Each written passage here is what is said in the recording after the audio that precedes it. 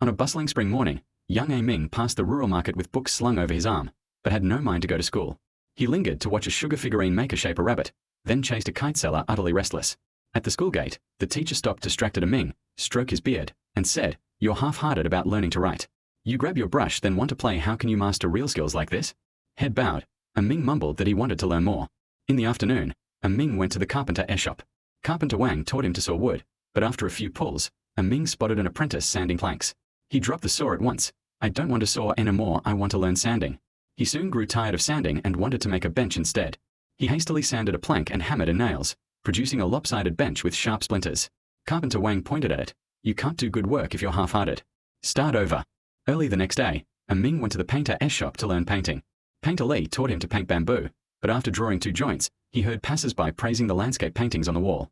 He set down his brush immediately. "I don't want to paint bamboo, I want to learn landscapes." While learning landscapes, Ming kept staring distractedly at birds outside the window. His painting turned out with lopsided mountains and a blotchy black mess for water.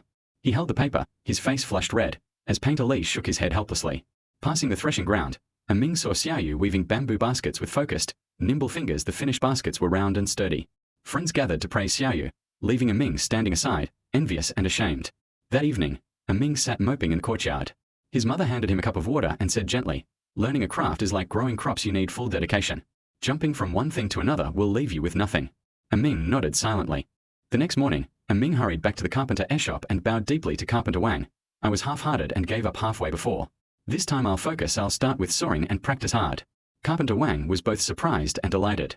This time, Ming sawed with full concentration, his eyes fixed on the plank, hands applying steady force. Sweat streamed down his face, but he didn't pause to wipe it. Carpenter Wang watched approvingly. Ming spent the whole afternoon sanding a single plank until it was smooth and burr-free. He held it up to Carpenter Wang, who felt the wood and smiled. Focus makes all the difference. After 3 days of dedicated practice, Ming finally made a straight, sturdy little bench.